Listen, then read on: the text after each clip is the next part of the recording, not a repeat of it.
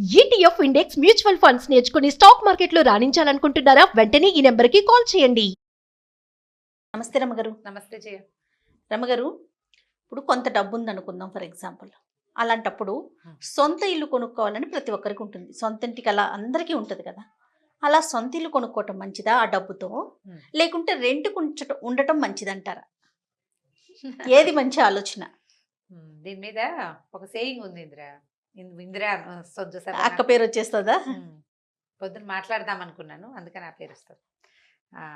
ఒక సేయింగ్ ఉంది, తెలివి తక్కువ వాళ్ళు ఇల్లు కడతారు, తెలివైన వాడు అందులో అద్దెకుంటాడు అని. అవునా రమగారు? ఇప్పుడు బాండేజ్ అనేది ఉంటుంది, బాండింగ్ ఉంటుంది కదా. సొంత ఇల్లు అనే భావన చాలా అత్యద్భుతంగా ఉంటుంది. మన ఇల్లు ఇక్కడ నుంచి కదలక్కర్లేదు, మన ఎవడు ఏమండు, ఇక్కడ మనకు కావాల్సినట్టుగా చేయొచ్చు, అవన్నీ ఫీలింగ్స్. మన అన్న ఆలోచన కదా, అవన్నీ ఫీలింగ్స్. డబ్బు వేరు కదా, డబ్బు ఫీలింగ్ కాదు.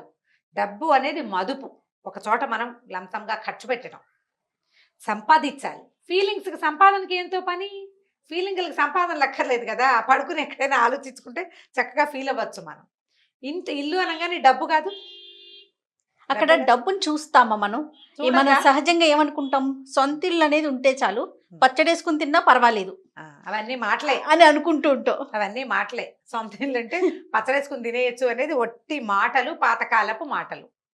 సొంత ఇల్లు నీకు పెద్ద లకారాలతో మాటే కానీ ఇంకో రకంగా కాదు కదా, ఇంకో రకంగా కాదు.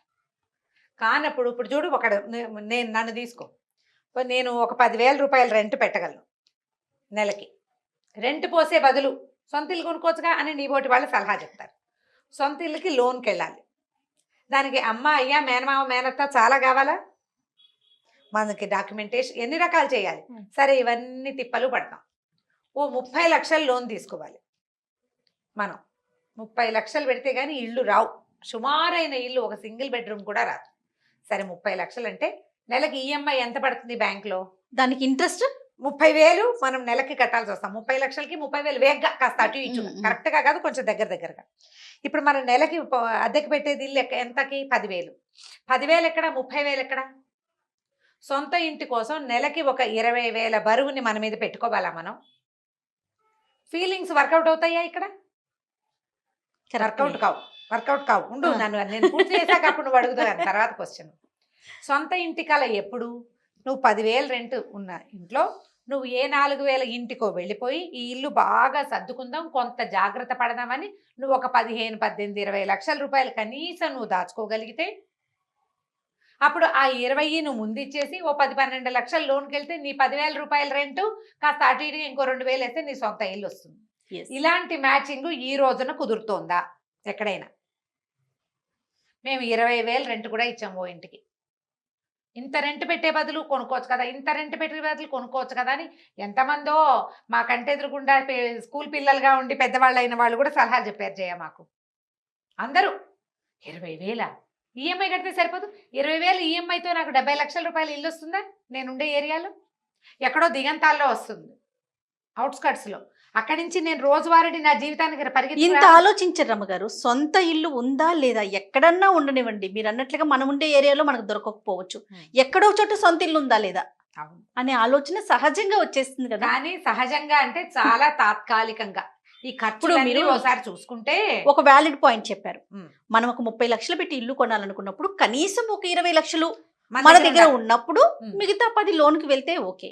అంతేగాని మన దగ్గర ఒక 5 పెట్టుకొని 25 లోన్కి వెళ్ళి దానికి ఇంట్రెస్ట్ కట్టుకొని ఇటు ఇది కట్టుకోవటం అంటే అది కొంచెం ఇబ్బంది.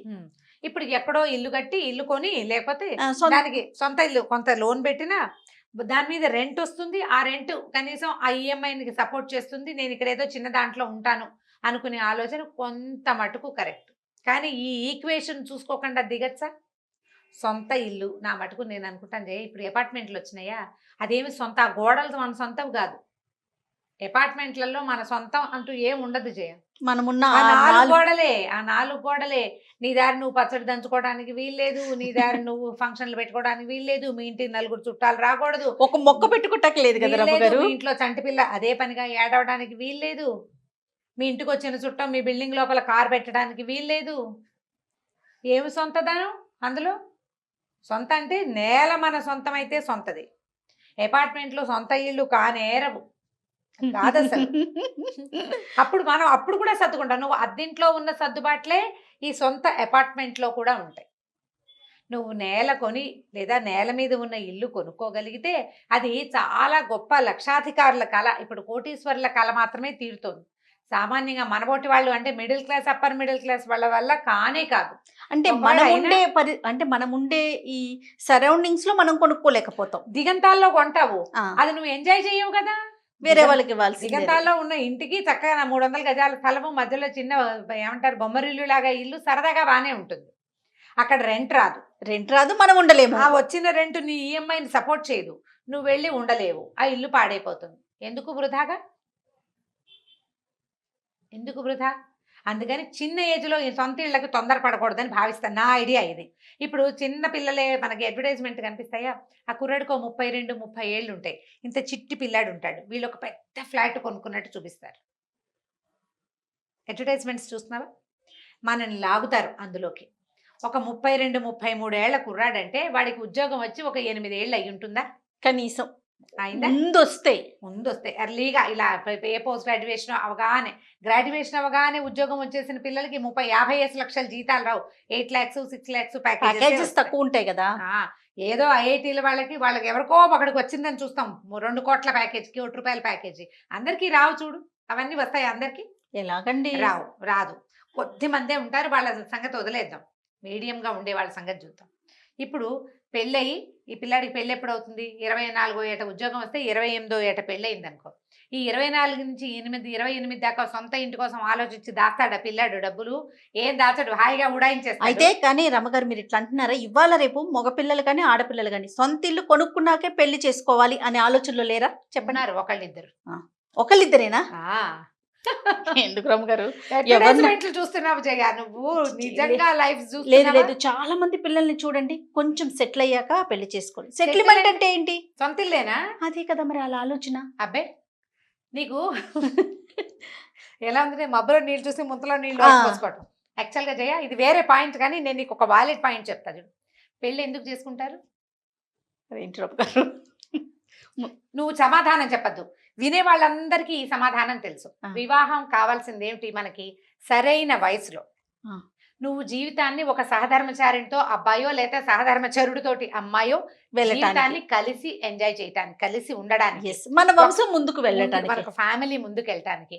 నువ్వు 36కి ఇల్లు కట్టుకుని 36కి పెళ్లి చేసుకుంటే నీ పిల్లలు పుడతారో లేదో ఒక ప్రశ్న, అంతగా 2 ప్రశ్నలు అవన్నీ క్వశ్చన్ మార్క్స్ నీకు కాదనట్లా. కాబట్టి అసలు ఆలోచనే తప్పు. ఇల్లు కట్టుకున్నాక పెళ్లి చేసుకోవటం ఏమిటి? చాలా మంది ఉన్నారు. నేను మాట్లాడిన ఎంతో మంది నాకు ఇదే మాట చెప్పారు. 27-28 ఏళ్ళైనా తప్పకుండా ఖచ్చితంగా. వాడికి 36 దాకా పెళ్ళి అవుతుంది. ఇదే అయ్యో, తెలివి తక్కువ పని చేయాలి. అవును అంతే, ఖచ్చితంగా తెలివి తక్కువ పని కదా. ఇల్లు ఎప్పటికీ ఇల్లు అవసరం. పైగా అసలు మీకు 28కి 29కి ఎంత డబ్బు ఉంటుంది, మీకు ఎంత ప్రపంచం తెలుస్తుంది, నువ్వు ఎన్ని ఐడియాస్ ఉంటాయి నీకు ఎంతమంది పిల్లలు పుడతారో, నీ ఇంట్లో ఎంతమంది ఉంటారో నీకు తెలుసా? ఎలా తెలుస్తుంది? అవన్నీ ఎప్పుడు తెలుస్తాయి మనకి? మనం ఇప్పుడు ఒక జీవితంలోకి, కొత్త జీవితంలోకి అడుగు పెట్టాక కదా. అంత ముందుకు వెళ్ళాక నువ్వు ఫారెన్ వెళ్ళిపోతావు, ఆఫ్రికా వెళ్ళిపోతావు, ఇంకెక్కడికో వెళ్ళిపోతావు, లేదా పల్లెటూరుకి వెళ్ళిపోతావు. నీ భార్య ఏం చేస్తుందో, నీ పిల్లలు ఎలా ఉంటారో, ట్విన్స్ పుడతారో, 1, 2, 3 ఒకేసారి 4 పుట్టేస్తారో మనకు తెలియదు కదా. అవన్నీ చూసుకున్నాక ఇల్లు. అప్పటిదాకా అద్దింట్లో ఉండొచ్చు, కావాలంటే అద్దిల్లు చిన్నిల్లు తీసుకోండి. సో పెళ్లికి ముందు అద్దింట్లో ఉంటూ ఒక సెటిల్మెంట్ వచ్చాక సొంత ఇల్లు అనేది ఏర్పరచుకోవటం, అద్దిళ్లలోనే ఉంటూ కొద్దిగా ప్లాన్ చేసుకుని, ప్లాన్డ్గా అతిగా ఖర్చులు పెట్టేయకుండా ఇది ఇంటికి అని పక్కన పెడుతూ కొంత పొదుపు పాటించుకుంటూ కొంత అమౌంట్ ఏర్పరచుకుని. మీరు ఫేస్ చేసినట్లుగా చాలా మంది ఫేస్ చేస్తారు అమ్మగారు. ఎట్లాగో తెలుసు, ఇంకా ఇల్లు కొనుక్కోలేదా అంటారు, ఇంకా ఇల్లు కొనలేదా, అప్పుడే పిల్లల ముందు ఇల్లు కొనుక్కోండి. కుటుంబ రహస్యాలు చెప్పకూడదు.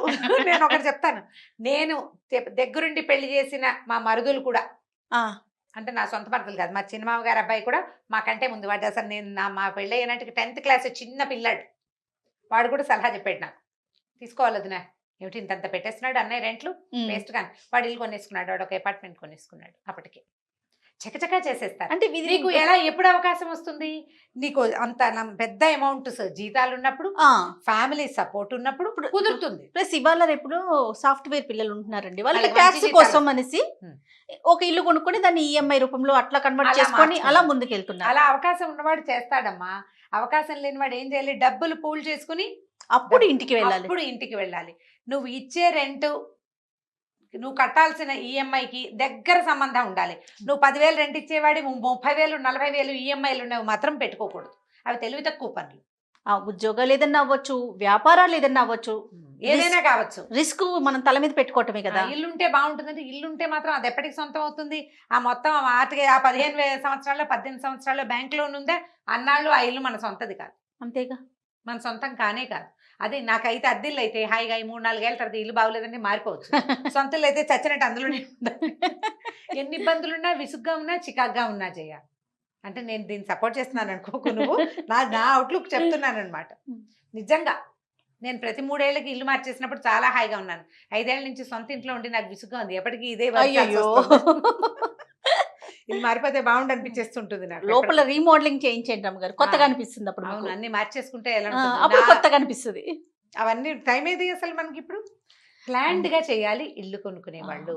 మెయిన్ పాయింట్ ఇప్పుడు మీరు అన్నట్లుగా మనం కొంతవరకు అంటే 75% మన దగ్గర ఉంచుకొని ఒక 25% లోన్కి వెళ్ళినా పెద్ద ఇబ్బంది అనిపించదు. అసలు బాగుంటుంది. చాలా మంచి కనీసం నిర్ణయం. 50-50 కూడా వెళ్ళచ్చు. అట్లీస్ట్ వెనకాల 4 ఫాదర్స్ నుంచి వచ్చేది ఏదైనా ఉన్నా, పేరెంట్స్ దగ్గర నుంచి వచ్చేది ఏదైనా ఉన్నా, లేదా మన లెవెల్ కి సరిపడే చిన్నదే ఎక్కడైనా దొరుకుతుంది, మనం వెళ్ళి అక్కడ ఉండగలుగుతాం అని అనుకున్నప్పుడు అక్కడి నుంచి ఆఫీస్కి తిరగలము, పిల్లలకి దగ్గరలోనే స్కూల్ ఏర్పడతాను, మా ఆవిడకి అక్కడే ఉద్యోగం వెతుకుంటాను, నేను ఒక్కడనే తిరుగుతాను అని అనుకున్నా, అలా ప్లాన్ చేసుకుంటే చేయొచ్చు. పోనీ దాని నుంచి వచ్చే రెంట్ మనకి ఈఎంఐకి సగానికి పైగా వెళ్తోంది అన్నా కూడా పర్వాలే. ఒక ప్రయత్నం కానీ చేయాలి. లంకమేత గోదావరి ఈత లాగా చేయకూడదు.